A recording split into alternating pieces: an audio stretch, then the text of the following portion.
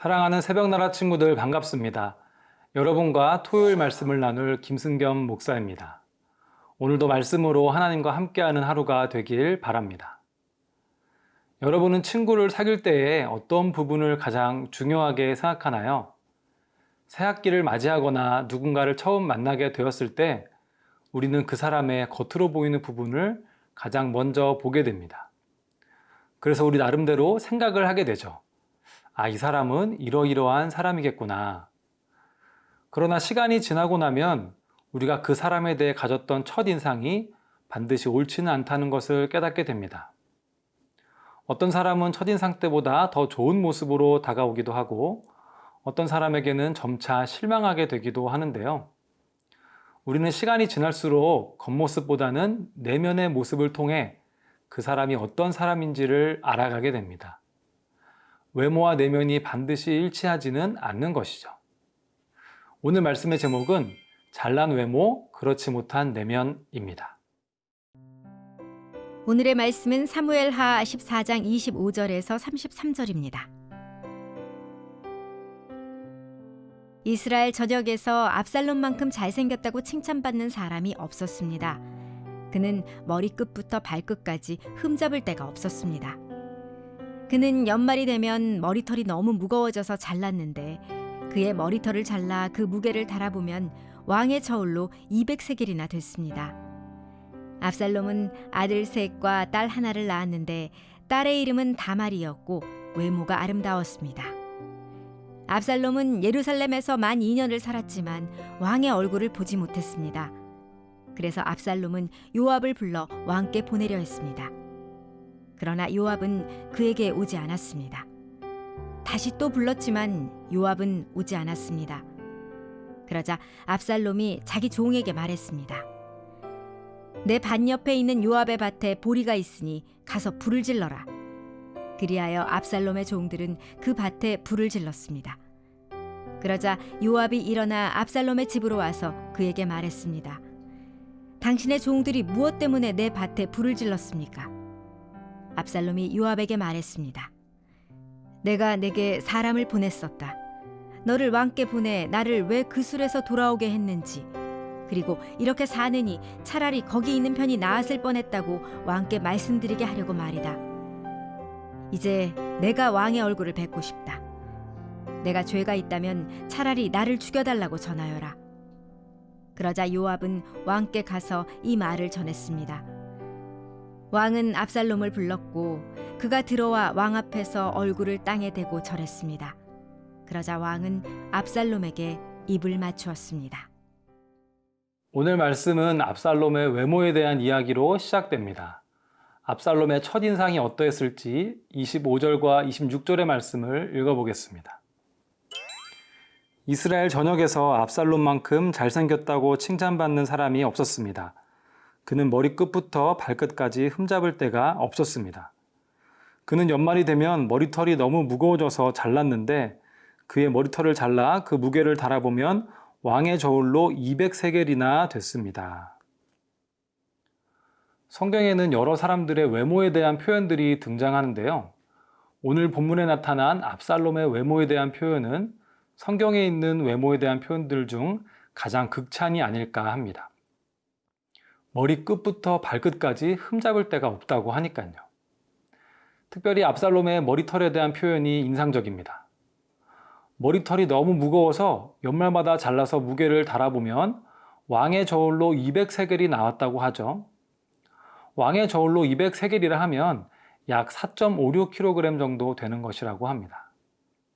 이것이 얼마나 무거운 것이냐면 그 당시 보통 이스라엘 남자들이 1년 동안 머리를 길러서 깎은 무게가 대략 500g 정도였다고 합니다. 압살롬의 머리털은 다른 사람들에 비해 거의 10배가 무거웠던 것이죠. 그 당시에 머리털은 힘과 용기, 아름다움을 상징하는 것이었는데요. 압살롬의 머리털에 대한 이와 같은 표현들은 주변 사람들이 보기에 압살롬이 얼마나 힘과 용기, 아름다움으로 충만했는가를 보여주는 부분이라고도 할 수 있습니다. 그리고 압살롬 자신도 자신의 아름다운 머리털과 외모를 굉장히 자랑스러워했던 것으로 보입니다. 하지만 압살롬의 머리털에 대한 이 같은 표현은 놀랍게도 장차 압살롬에게 벌어질 일에 대한 복선의 역할을 합니다. 아름답고 강한 압살롬이 죽음을 맞이하게 되는 가장 결정적인 이유가 바로 그의 머리카락이기 때문이죠. 그가 가장 자랑스럽게 여기고 내세우던 것이 그를 죽음으로 내몰았다는 것은 매우 의미심장하게 다가옵니다. 사랑하는 새벽나라 친구들, 우리가 하나님보다도 더 사랑하고 자랑하고 중요하게 여기는 것들, 우리를 교만하게 만드는 것들은 언젠가 우리를 무너뜨리는 요인이 될 수 있습니다. 우리가 하나님 앞에서 자랑할 수 있는 것은 아무것도 없습니다. 세상의 자랑거리들과 육체의 아름다움은 시간이 지나면 사그라드는 것들입니다. 우리는 오직 예수님의 십자가만을 자랑해야 할 것입니다. 하나님이 보시기에 우리를 아름답게 만들어주는 것은 오직 예수님의 십자가뿐이기 때문입니다. 나의 자랑거리들을 내려놓고 겸손히 주님만 드러내는 우리 새나 친구들이 되길 소망합니다.